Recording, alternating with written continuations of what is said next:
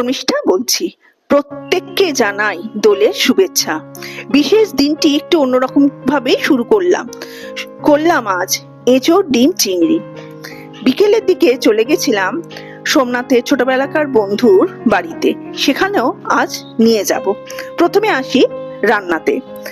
এই এঁচোড় চিংড়ি ডিম করতে লাগবে শুকনো লঙ্কা, গোটা জিরে, ছোট এলাচ, দারুচিনি, যেগুলো আমরা শুকনো কড়ায় ভেজে গুঁড়ো করে রাখবো।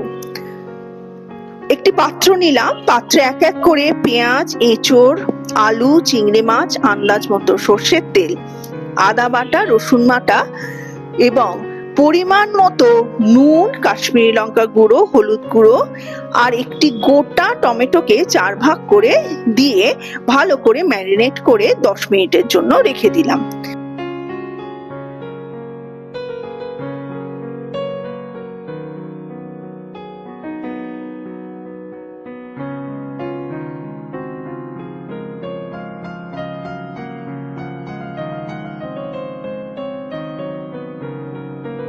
পরবর্তী স্টেপে ডিম সেদ্ধ করে ডিমগুলো চিড়ে নিতে হবে যাতে মশলাগুলো ঢোকে।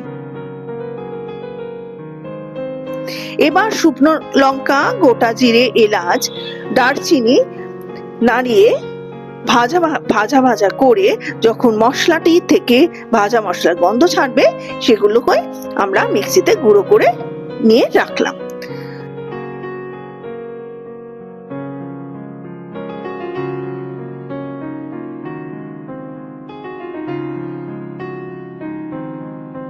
তারপরে স্টেপে আমরা প্রেসার কুকার গ্যাসে বসিয়ে সর্ষের তেল গরম হলে গোটা জিরে, তেজপাতা, 2টো কাঁচা লঙ্কা দিয়ে ভালো করে নাড়াচাড়া করে সেই তেলে সেদ্ধ করা ডিমগুলো ভেজে নেব। ডিম ভাজার সময় আমরা আন্দাজ মতো দিয়ে দেব নুন, কাশ্মীরি লঙ্কার গুঁড়ো, হলুদ।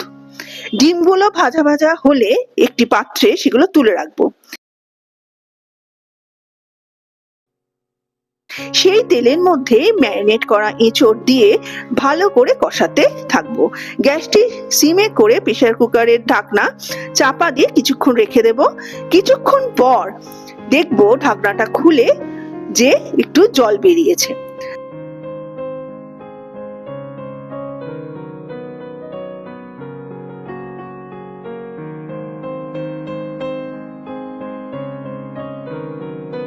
নাড়াচাড়া করে যে ভাজা মশলা তৈরি করেছিলাম সেটি আন্দাজ মতো দিয়ে দেব, আর তার সাথে দেব পরিমাণ মতো ধনে গুঁড়ো আর চিনি।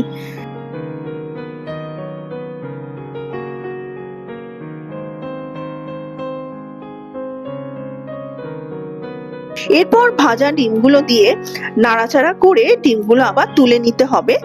বেশি সেদ্ধ করলে ডিম শক্ত হয়ে যায়।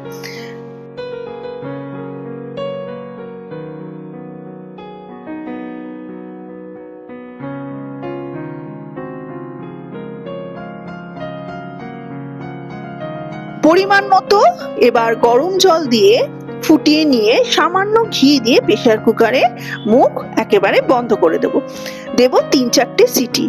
নামিয়ে নিয়ে ফাইনাল স্টেপে ডিমগুলো দিয়ে দিলেই তৈরি হবে এঁচোড় ডিম চিংড়ি।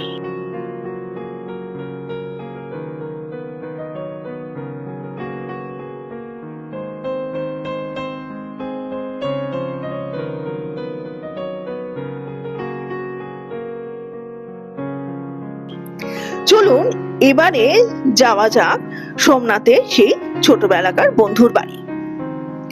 অনেকদিন পর আমরা আবার সবাই একসাথে হলাম। হাসি ঠাট্টা, আড্ডা, রাত 10টার সময় এমনকি মুড়ি মাখা সবকিছুই হয়েছিল। নাচ গানও বাদ গেল না। সবকিছুই আপনাদের সাথে ভাগ করে নিচ্ছি। একটি মজার ঘটনা সোমনাথের মুখ থেকেই শুনুন, যা সেদিনকার আলোচনার বিষয়বস্তু ছিল। এ অনেক দিন আগেকার ঘটনা, আমাদের ছোটোবেলাকার। সকালবেলায় সাংঘাতিক দোল খেলার পর দুপুরবেলায় ভাত ঘুম, তারপরে আগের পূর্ব পরিকল্পনা মতো রাত্রিবেলা আমাদের খাওয়া দাওয়ার প্রোগ্রাম। সেখানে রুটি, মাংস ইত্যাদি খাওয়া দাওয়া করে হই হুল্লোড়, গল্প গুজব, গান বাজনা করার পর আমরা ঠিক করলাম যে কয়েকজন বন্ধু তারা একটু দূরে থাকে, তাদের আমরা বাড়ি অবধি খানিকটা ছেড়ে দিয়ে আসি।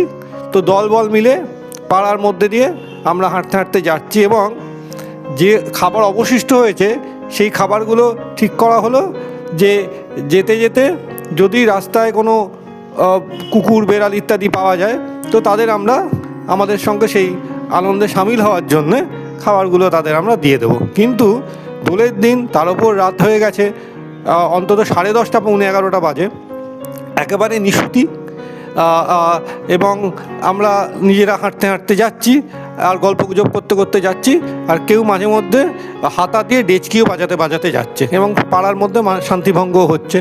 এই করতে করতে যখন আমরা আমাদের পাড়াটা জাস্ট পেরোনোর পর দেখি আর অন্ধকারটা মারাত্মক বেড়ে গেল।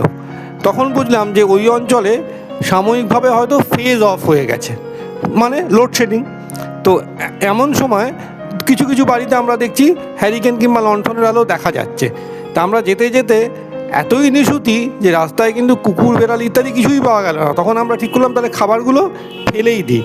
তখন বয়স কম, মাথায় প্রচণ্ড দুষ্টু বুদ্ধি, আমাদের মধ্যেই কেউ একজন কি করেছে, একটা দুটো করে রুটি এখানে ওখানে ছুঁড়ে মারছে, কারুর বাড়ির সদর দরজার কড়াতেও রুটি লাগিয়ে দিচ্ছে।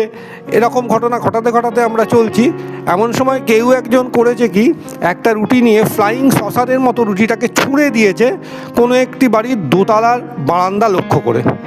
এবারে আপনারা অনেকেই জানেন যে এই যে চন্দ্রযান উৎক্ষেপণ হয় অনেক দিনের পরিকল্পনা মাফিক এবং সফল উৎক্ষেপণ হলেও সেই চন্দ্রযান কিন্তু প্রথমবারে গিয়ে চাঁদের মাটিতে মুখ থুবড়ে পড়েছিল। সুতরাং সবসময় পূর্ব পরিকল্পনা মতো উৎক্ষেপণ হলেই যে আপনার এক্সপেরিমেন্টের সাফল্য আসবে তা নয়। কিন্তু এইবারে যখন ফ্লাইং সসারের মতো রুটিটা ছুঁড়ে দিল তখন হঠাৎ আমরা দোতলার বারান্দার ঘর থেকে একটা পুরুষ কণ্ঠস্বর শুনতে পেলাম। সে বলছে যে প্রত্যেক দিন বলেছি যে রাতে আমি ভাত খাবো, রুটি খাবো না, সেই আমার পাতে রুটিটাকে এনে দিল। এবং একজন মহিলার গলা, না আমি তো রুটি দিইনি, আমি তো ভাত গরম করছি। এই শুনতে শুনতে আমরা ক্ষণিকের মধ্যেই বুঝে গেলাম ঘটনাটা কি ঘটেছে এবং সঙ্গে সঙ্গে আমরা ওখান থেকে এক দৌড়ে একদম অন্য জায়গায় চলে গেলাম।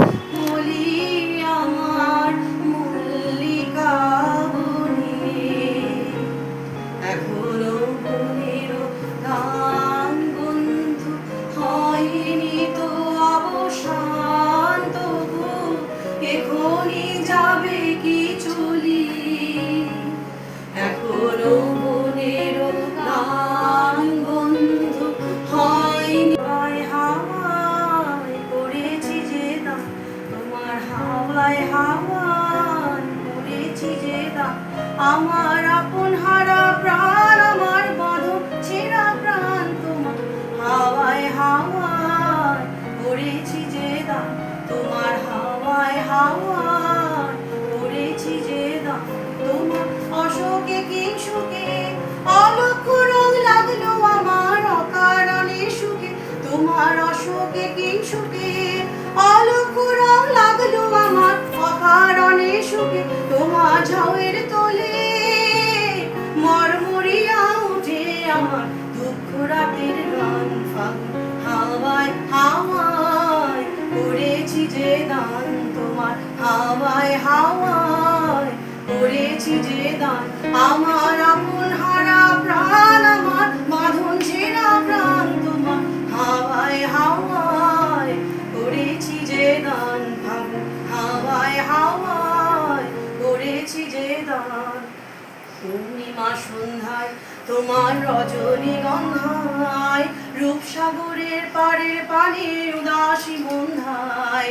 পূর্ণিমা সন্ধ্যায় তোমার রজনীগন্ধায়, রূপসাগরের পাড়ের পানে উদাসী বন্ধায়। তোমার প্রজাপতির পাখা আমার আকাশ চাওয়া মুগ্ধ চোখে রঙিন স্বপন মাখা, তোমার প্রজাপতির পাখা আমার আকাশ চাওয়া মুগ্ধ চোখে রঙিন স্বপন। আজ তবে আসি, আবার আসবো আর একটি নতুন ভিডিও নিয়ে। এই নতুন পথ চলায় আমার সাথে ও পাশে থাকবেন আর মনকে আনন্দে রাখবেন। নমস্কার।